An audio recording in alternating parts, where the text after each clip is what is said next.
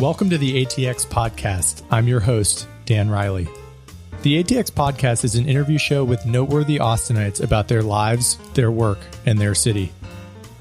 In this episode, I interview James White, founder and owner of The Broken Spoke. During our conversation, James talks about opening The Broken Spoke in the mid-1960s, meeting a red-headed, clean-shaven Willie Nelson a few years later, and The Broken Spoke's place in the city of Austin. All right, James. Well, thank you so much for taking some time and letting me into The Broken Spoke. It's good to have you on. So I wanted to start. I'm a relatively new transplant to Austin. I've been here for about a year and a half, and The Broken Spoke was one of the first places I heard about when I moved to town. And I'm sure a lot of people who are new to town or have been to town for a long time are curious how in the hell this place came to be. And I know it's been around for, I think, since the mid-'60s. Before we get there, though, I'd love to learn a little bit about your family history. If I remember correctly from the research I've done, you have a sort of a deep family history in Texas. Yes, I do. Anyway, that's kind of like what you heard about The Broken Spoke. That's their best, I guess you'd call it an asset or best thing that happens to us, and word of mouth advertisement. And here lately, we get all the people that come and it's all, our Uber driver, our taxi driver, our person that we checked in the hotel, on the airplane flying in, they say, hey, you got to go to The Broken Spoke. And that's the best advertisement that we could ever get. And anymore, advertisement is so expensive, but I don't know, it's good that I can open up a place here in Austin, Texas in 1964, and it's kind of like it was a neighborhood bar. And then the word kind of spread around, and it kept on growing and growing. And now, we're worldwide. And I never expected to be on the Australian bucket list. I never expected to be on the European tour guide. I just wanted to open up a honky-tonk dance hall, and my dreams have come true. And this is the life I chose, and it's a full life, and it's an exciting life, and I'm very happy with it, and I'm very happy with our business, and I think probably this year is probably one of our best years ever. The year that you started this in 1964, if I remember correctly, what was your perspective at the time in terms of creating a dance hall? What was the scene in Austin? Paint the picture for people who have recently moved here and see this booming metropolis. What was going on in Austin in the mid-'60s? Well, I was born and bred right here in Austin, Texas. I'm raised here. I got married here. I went to school here. And I had a whole heck of a lot of fun, living my life here in the 50s. And, I joined the Army in 1961. And the day I got out of the Army, I was just thinking, right before I got out, you get thinking, what are you going to do when you get out of the Army? And I didn't really know for sure, and I always thought it would be very neat if I could open up a place similar, using different ideas of the places my parents would take me when I was growing up in Austin, Texas. Because when I grew up in the 50s, when my parents wanted to go out dancing or go out on the weekend, they'd say, we're going honky-tonk, and they probably wouldn't ever even say the name of the place. I knew there was a beer joint down there on Barton Springs Road in South First called Johnny's Place, and we used to go there a lot. It was kind of a bar similar to what the front of The Broken Spoke is today. We could go in there and get you a cold beer, and we could drink soda pop, and we was young, and my parents said they would, actually my daddy, my stepdad and all, they drank beer, but my mother, she never really drank that much, and my stepmother never did drink that much either. But anyway, it was a fun time, and people were good to me. And so that's some of the ideas of the front part of The Broken Spoke I used from places like Johnny's Place. And there was so many different honky-tonks and dance halls that when I went to them, you always kind of keep it in the back of your mind, how much fun you had there, or maybe one thing you might want to change about it. But all in all, I literally came underneath that big old oak tree out there on South Lamar 1964, and I visualized a place like no other. And when I got it built, I named it the Broken Spoke. So I'm the owner, I'm the builder, I'm the name giver, but I couldn't do it today without the help of my wife, Annetta. She's kind of the working half of the family, and I'm in charge of BS and PR, and that's the way we want to keep it. We ain't changing nothing. You were mentioning Johnny's place, which I think you said it was on South First. So the Broken Spoke, for those who haven't been here, is 2 to 3 miles from downtown on South Lamar, right outside of downtown Austin. At that time in the mid '60s, what was this part of town looking like? It's surrounded by new apartment complexes now, but back in the day, what was the scene like here? Well, actually, when I built the Broken Spoke, there wasn't another building in sight, so you can just stand in our parking lot and look around. And you can imagine back in those days where the Broken Spoke is today. It was just a place where I think they had a horse over here and had about a rundown looking old barbed wire fence. And the city limits was a mile down the road in front of where El Rancho is today.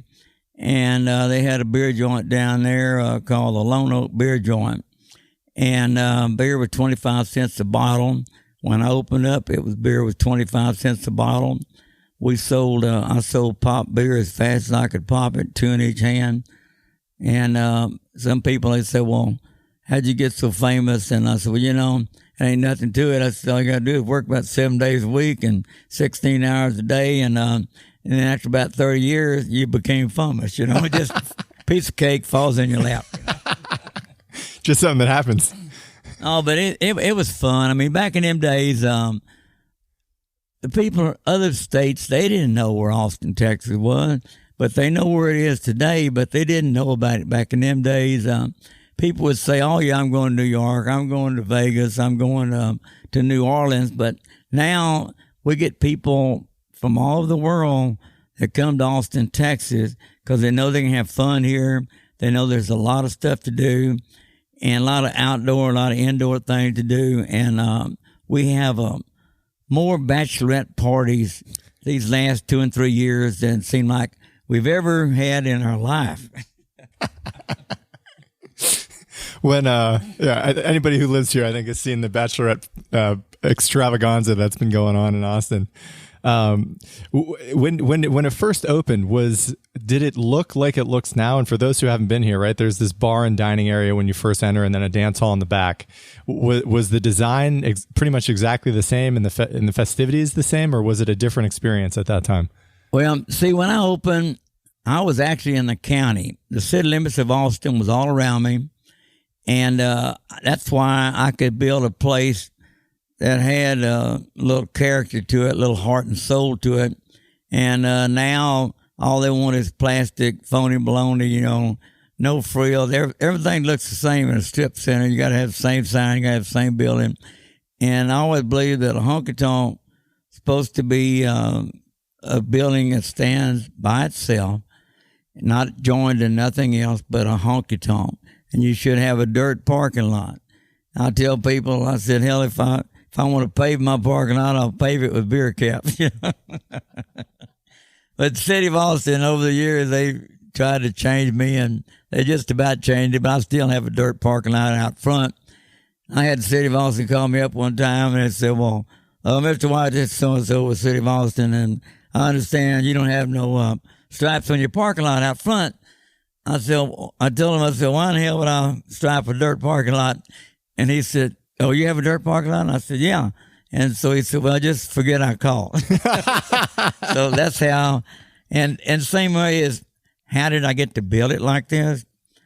It's just that I was in a county, and I don't really I've never had a set of what I would call blueprints to build a Broken Spoke. I had a simple little sketch of some sort, and I built the front of the Broken Spoke.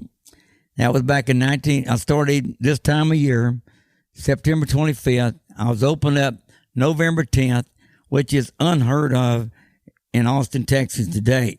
It takes you about 2 years to get off the drawing board to even start construction. But anyway, I did it my way, and I had a lot of help. A lot of people volunteered, and it's kind of like you raise the hood on your car, and all the mechanics come over and they want to help you fix it.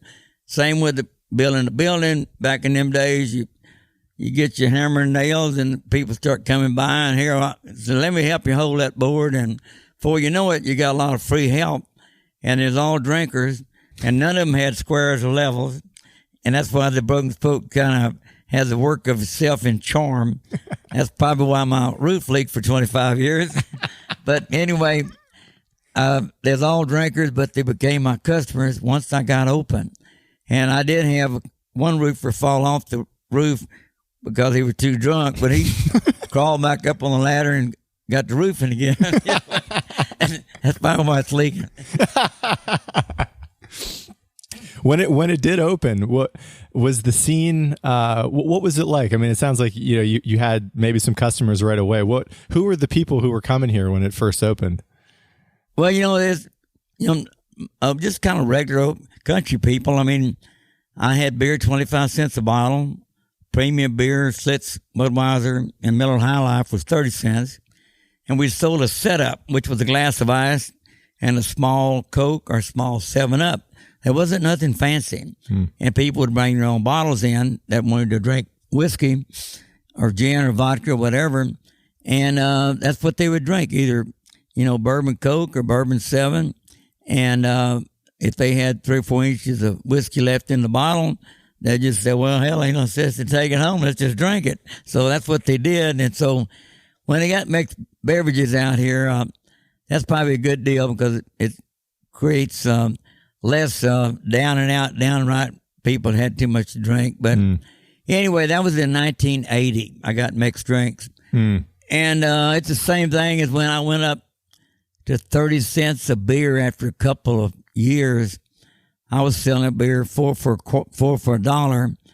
People would slap a quarter on the table and then say, bring me a beer. And when I went up 30 cents, good God, you think the end of the world had came, But after a while, after that first time, they never really griped about it anymore. And so we just kept on rolling. And I built the first part of the Broken Spoke, which is kind of our dining area, but we do have bands up here. And then the following year, I added a dance hall in the back. And then the year after that, in 65, 66, I doubled the size of the dance hall. And then I added a game room, which is over here. Yeah.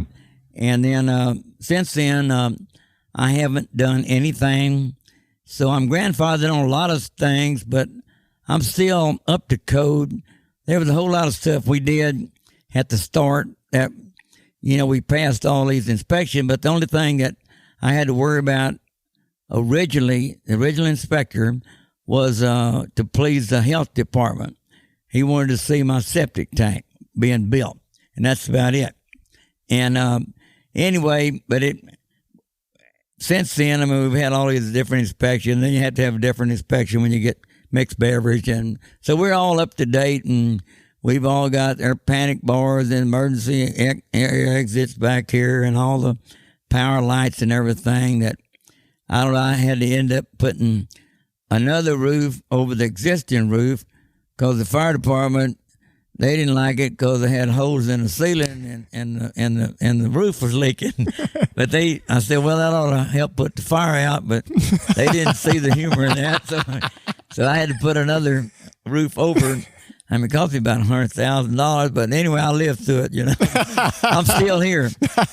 I'll be up there bartending, and I'd have people come in, and they'd say, well, hell, you don't know what the hell you're doing, so you won't last 6 months. And that's 55 years ago. I'm still here. When you put the dance hall in, it sounds like within the first year or two of opening the place, was it always a two-step dance hall, or was it what was the dancing scene like at the time? It's always been country music, and we even had dancing up front here, right where our pool table is today. We used to push that table to the side, and I had a band on Friday, Saturday, and Sunday. And the Friday night band got $25. Travis and the Westerners. Saturday was Bill Dorsey and the Melody Drifters, and they was $35. And for some unknown reason, the Sunday band, D.G. Burroughs and Western Melodies, they wanted $32. Where they came up with that, I don't know, but that's what they wanted. And we used to pass the kitty to kind of offset the different prices because you got to sell a lot of beer at 25 cents a bottle to even pay for the band. Yeah. But anyway, they would get to dancing out here, and it would be full, wall-to-wall people, and they'd be sitting on beer cases and run out of chairs, and it was just it was fun back there. It was a learning experience for me, and I treasure the memories of the 60s at the Broken Spoke. This place is covered in memorabilia and photographs of people who have played here and legends in the country music industry that I assume most or all of them have been to the Broken Spoke. When did that start? When did you begin to have, Texas musicians or others from outside the state come in and really begin to create a name for yourself here as a place to come to? Well, we was like a neighborhood Cheers out here. And somebody asked me, said, "Oh, do you watch Cheers on TV?" I said, "Hell, I've been living the country Cheers for years." And I hadn't got time to watch TV because everybody's always saying, "Give me a beer, do this, do that." And so I don't really get to watch too much TV up here. And then when I do get interested in a football game or something, people want to talk, and that's what they come out there, and that's kind of my job. I'm in charge of BS and PR, and my wife is the working half the family, and we ain't going to change nothing on that one. But, it's just that, I don't know, it's just fun, and you got to kind of, whatever hurdle you have to jump through, you got to do it. And there's always new rules and regulations, and, we're just kind of tax collectors for the government, and I should say unpaid tax collectors for the government. But you got to pay your bills, and that's what we do to keep on doing what we're doing. Mm-hmm.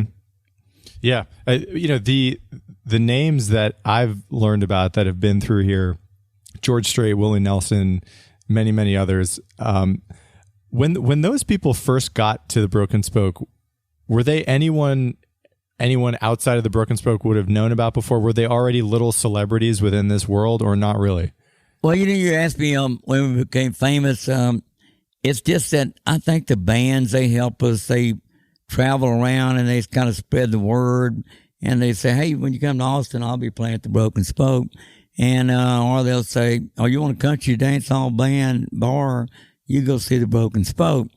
And it's the same thing with our chicken fried steak became famous one time because, we had a lot of advertising about chicken fried steak, but we're kind of a honky-tonk with food, and we have very good food, and we serve very big parties out here, and it helps get them because they can come out, they can learn how to dance, we can offer dance lessons, we can offer good country music, we can offer them the best in barbecue plates or chicken fried steak.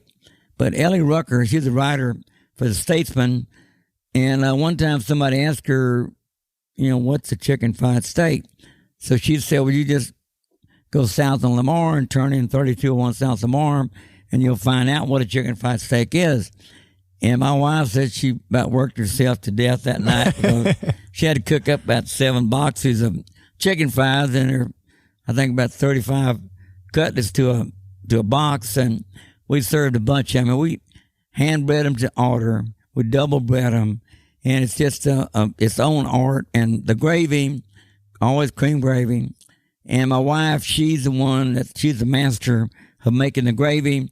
It's kind of something that's handed down to her through her family.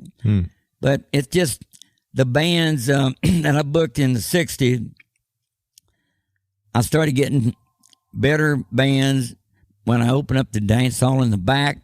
I say better, it's just more well-known.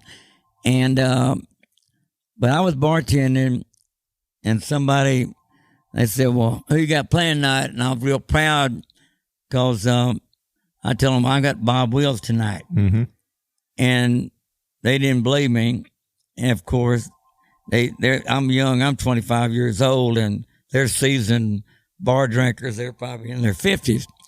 But anyway, I just got thinking about it. I said, when I grew up, Bob Wills was a household name in my house. And everybody knew about Bob Wills. And everybody would try to imitate him. Take it away, boy, take it away, you know. And anyway, so the first big star I ever booked here, 1966, was Bob Wills and the Texas Playboys.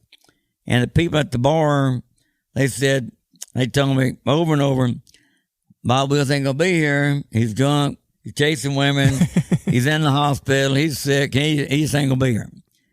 And about that time, the front door opened up, and in walks Bob Wills.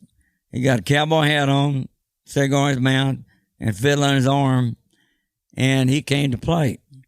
And so I went over there. It was a proud moment for me because the drunk started punching herself and whispering, man, that's Bob Wills. And most of them guys, they'd never seen Bob Wills anyway. Yeah, you know? yeah. But they seen him at night. And that's a proud moment. I'll never forget it. I walked Bob Wills up on the bandstand. And since then, we started getting other stars. A young red-headed stranger named Willie Nelson first played here 1967. Willie Nelson and the Record Man. He was clean-shaven, short hair, wore a vest, sports coat, and he's always dressed nice. And but he had a song about Mr. Record Man. He used to be a DJ years ago. But anyway, I started booking Willie, and I had Bob Wills here in 66, 67, 68, and then he really did start getting sick after that. And he passed away in 1975.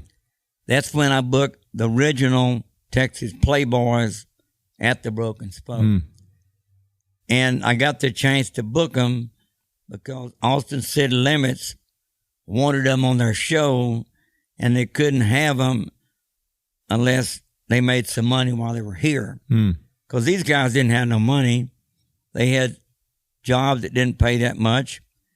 So we charged $5 a person. I had 500 people that night. Wow. So I got to give them $2,500. And that's how the Playboys got revived over being at the Austin City Limits the next night at the Broken Spoke. And Alvin Crow and the Pleasant Valley Boys opened up for the Playboys that night. Incredible. That clean-shaven redhead you mentioned, Willie Nelson, who first came in here, I think you mentioned in the 60s. What was it like for you to watch the ascendancy of his career, and how did he change, if at all, in you knowing him over the years?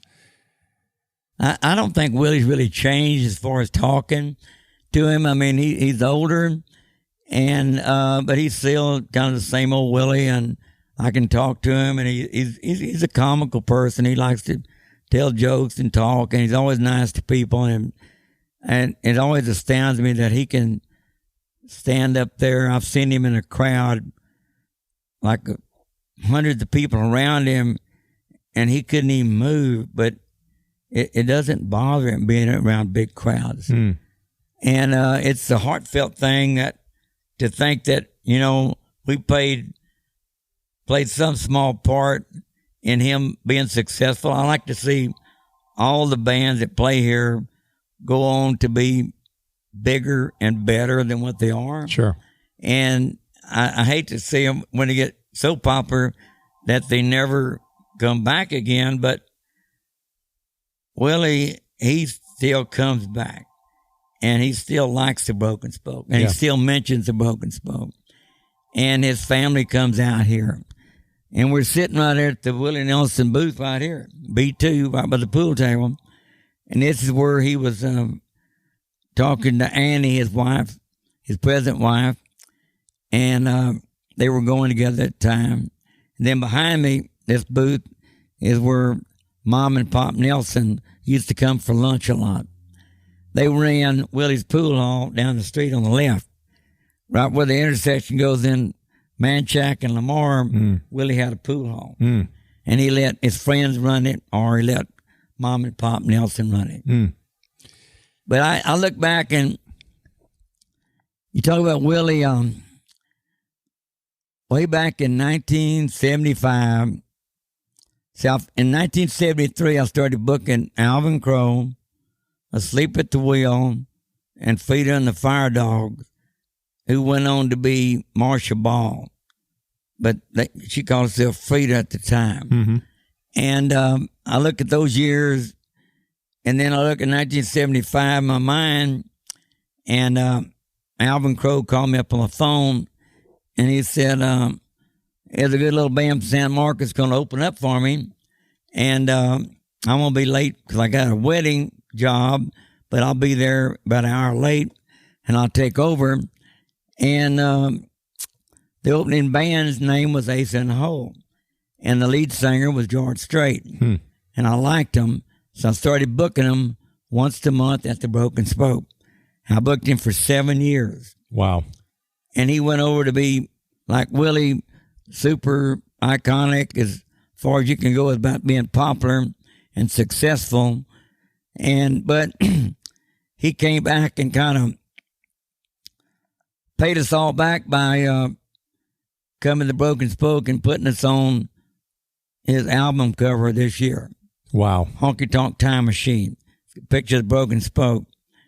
And he got a song in there about every little honky tonk bar. And it kind of ties in with the Spoke. And he also put on his Facebook, like the sign we got out there about George Strait's Honky Tonk Hangout. Yeah. And he also came out and spent the day with us. And I got to walk around and kind of do a halfway interview, kind of talk about history of the Spoke, which he knew about it, but he hadn't. It's just something that he's so popular that he was kind of afraid to come here, afraid the women might attack him. And they probably would.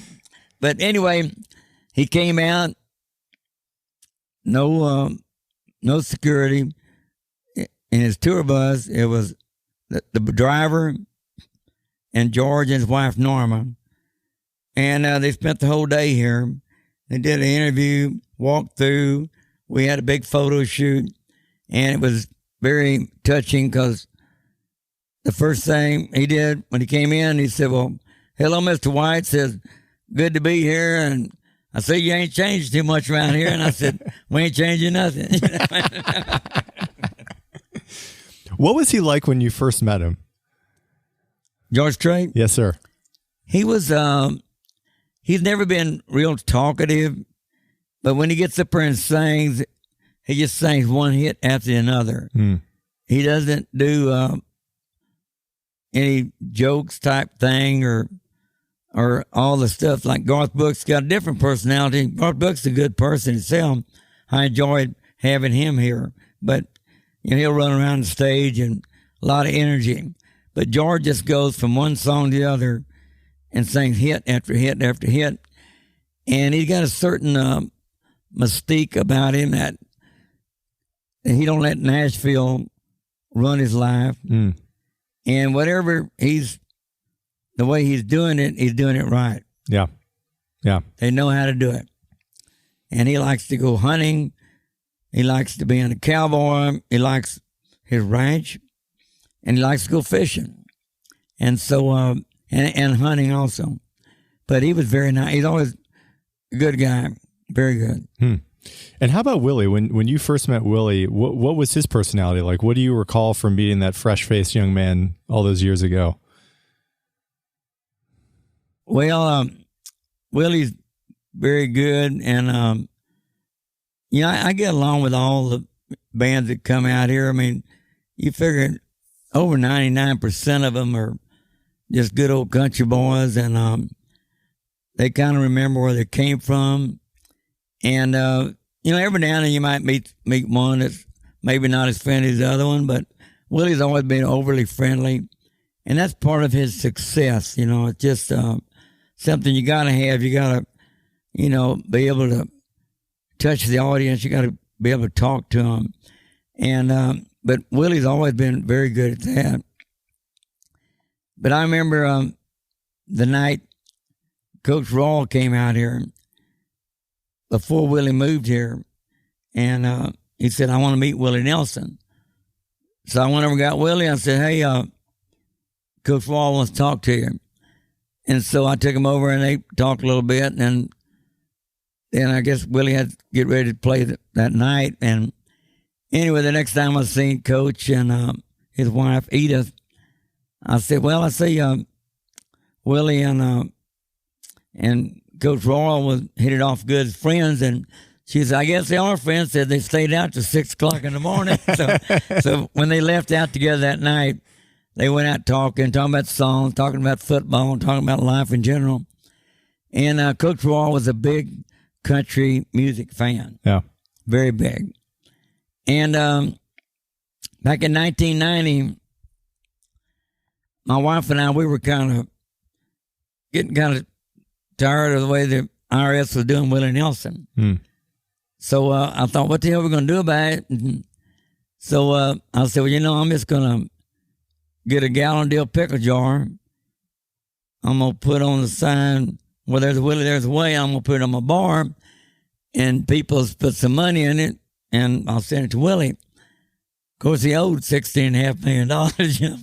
But anyway, for those who don't know that story, what is that? What's the reference there to him owing $16 million to the IRS? Oh, that was on his tax problem, and he had Price Watergate did his taxes, and evidently they didn't do them the way Willie wanted them to do them, or maybe they didn't do it correctly, and somebody was at fault. But I don't think it was Willie. He wasn't at fault, because the money don't really mean that much to him. He just likes to entertain. Yeah. And ride on his bus and play his guitar and sing and entertain people.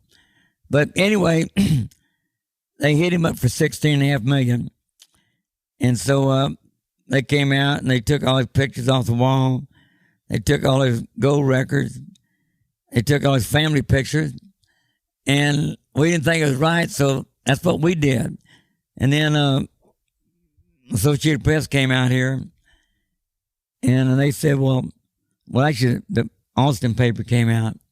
Said, would you mind getting your picture holding that jug in front of the spoke? And I said, that's fine with me. And so that's what I did. And then they went ahead and said, do you mind if we put this on Associated Press? And I said, yeah, go ahead. And so then I started getting phone calls from all over the world. And like CNN, Fox News, Paramount Theaters, and all the reservations in the country. And people started sending money to me and Willie Nelson at the Broken Spoke. And the radio and TV people, they couldn't figure out how a bar named the Broken Spoke could ever raise $16.5 million. And anyway, I just wanted people to be aware that he didn't really have it in his back pocket. Yeah. And, but some of those, I think one late night I was drinking a few beers, and that guy from Rhode Island called, said, what the hell is a Broken Spoke? And I said, well, I'll tell you what, we got cold beer and good whiskey and good girls to dance with. What else do you need? You know? And he liked that approach. I said, we ain't got no hanging fern baskets, no Grey Poupon, no Pierre water, but this is what we do got. As time went on with this place, and you've had so many legends. Oh, wait a minute, I forgot to tell you. Please go ahead. Almost Christmas time, Willie, after we did a fundraiser for him, he called me up on the phone. He said, Willie, I'm over in Hawaii.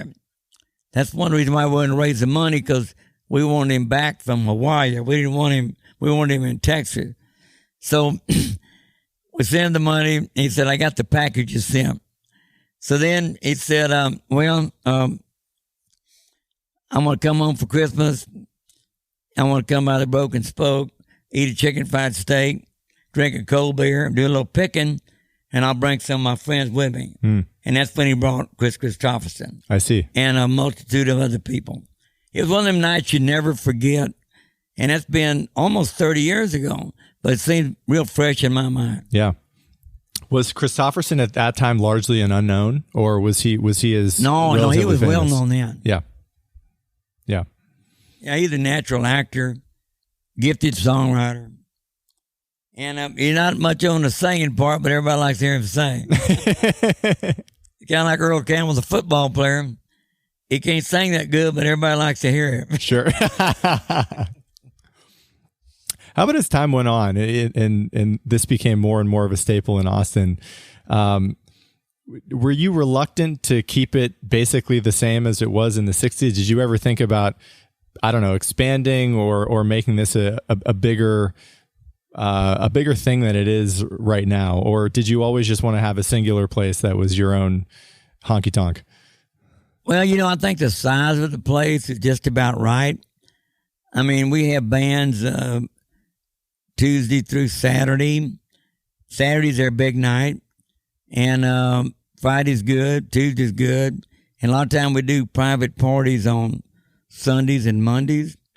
And believe it or not, our load capacity is 661 people. Wow. Not that we get that many people all the time, but I drew it up on a simple little diagram because I didn't know what the hell damn load capacity card was, But I drew it and I sent it to them. And I thought they wanted me to count the chairs, which I did. And it was 525. Yeah. And they said, oh, no, you got this huge dance floor. You got this game room back here. You got the tourist trap room. So we're going to give you 661. I said, well, I'll take it. That's what I did. So sometime we do get that number.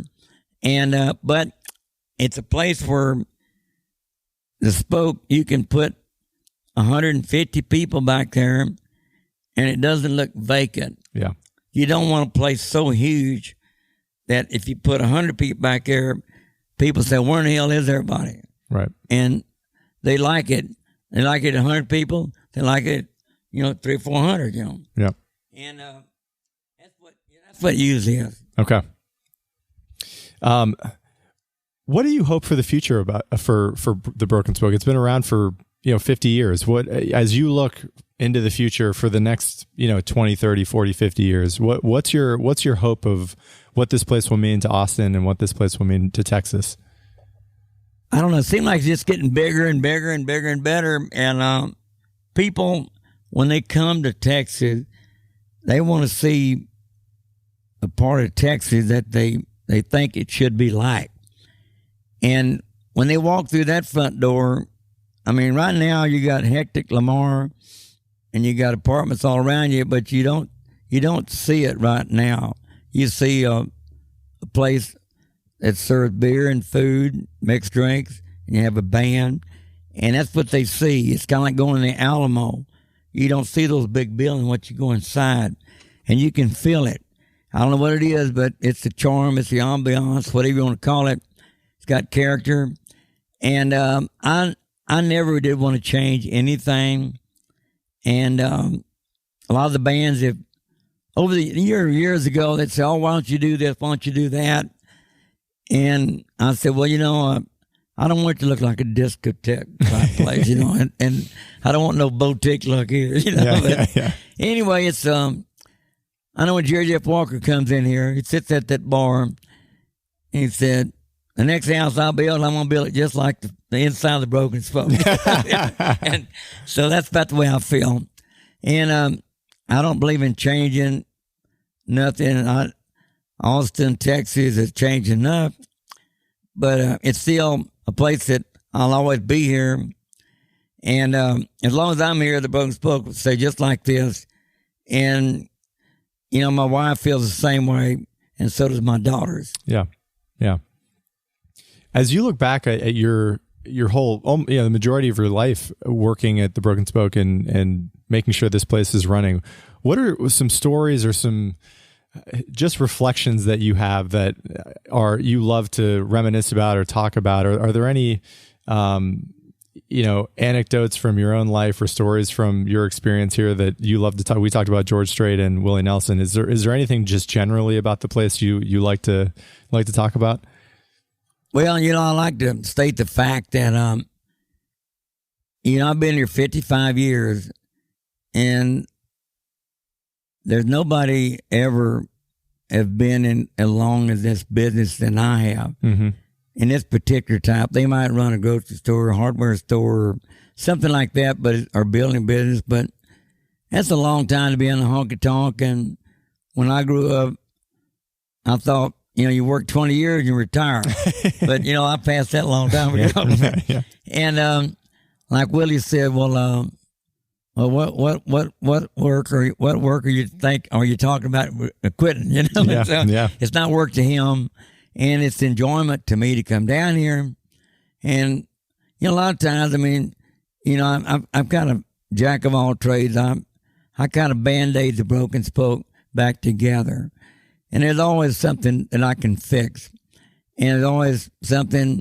And anyway, there's all kind of things happen over the years that, sometimes the longer you stay here, you don't think maybe they're not as funny as what it was, but I don't know. I remember when the hippies come to town in the 70s, and we did a fundraiser for Lloyd Doggett the first time he ran for office. Yeah. And at the time, the only ones that would draw hippies out here would be people like Feeding the Fire Dogs, Sleep at the Wheel, or Alvin Crow. But on that particular night, it was the first time that Lloyd Doggett had run for office, I think it's state representative. And we raised, had 500 people, and the hippies drank a lot of beer. And I've never had long hair or beard in my life. And but they never caused no trouble. But we did have to teach them how to dance because they were doing what we call the hippie hop.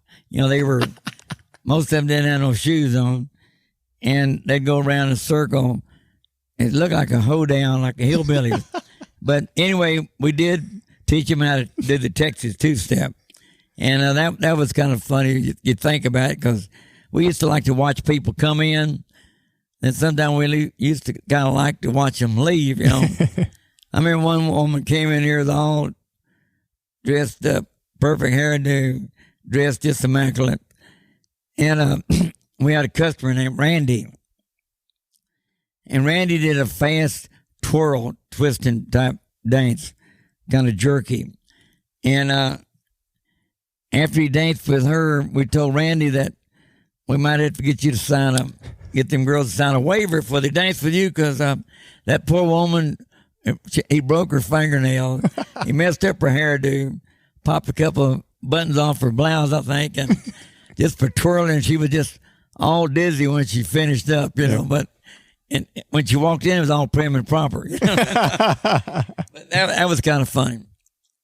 And I remember one year, way back in the 60s, we had a hair pulling, two women out in front of our bandstand.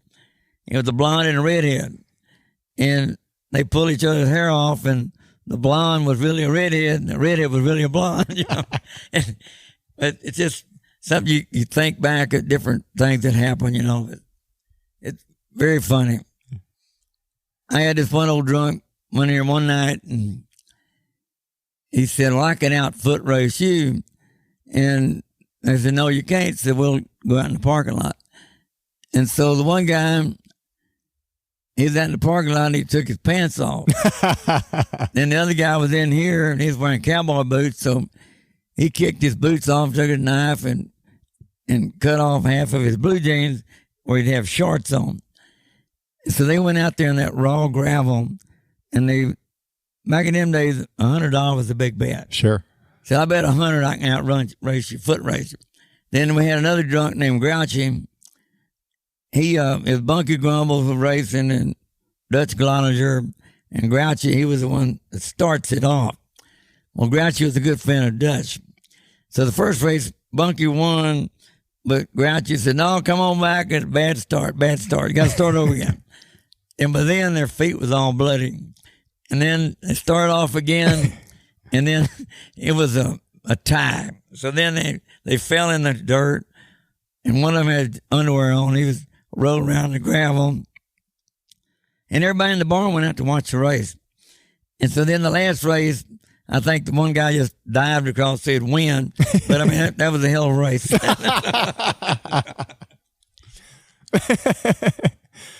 Last question I want to ask you. If there's somebody listening to this that is interested in creating, something similar to what you've been able to build here, a bar that becomes the staple of a city somewhere and wants to work on it for decades of his life, what advice would you give someone like that who's interested in getting into that line of work and creating something that's meaningful and long lasting? Well, I think in any business, you got to kind of be married to it. And every day, every night, I go to sleep, I'm thinking about the Broken Spoke. And every morning when I wake up, I'll think about the Broken Spoke. And it's something it's like a 24-hour job. And you got to really be dedicated. You got to love what you do. If you don't like it, there's no way you could last that long, and you just be upset all the time. But I'm very gifted that people bless me and letting me run the Broken Spoke. And along with my daughter, she does dance lessons out here. My other daughter, Jenny, she helps with the book work and posting and Facebook. But anyway, it's a family affair. And never think about going to some family reunion on Saturday night, because you're going to have to be at the Broken Spoke. Yeah. I got married on a Thursday so I could be at the Grand Ole Opry on Saturday night. That was 1966. My wife, Annette, and I had our wedding reception out here. And we told our daughters, if you get married, if you want us to be there, you better get married on Thursday. Because we're going to be at the Spoke on Saturday. Unless it's the Grand Ole Opry. James, thank you so much. This was wonderful. Enjoyed it. Thank you very much. Thank you for listening to the ATX Podcast. For more information, follow the show on social media. Its handle is the ATX Podcast, and on the show's website, theatxpodcast.com.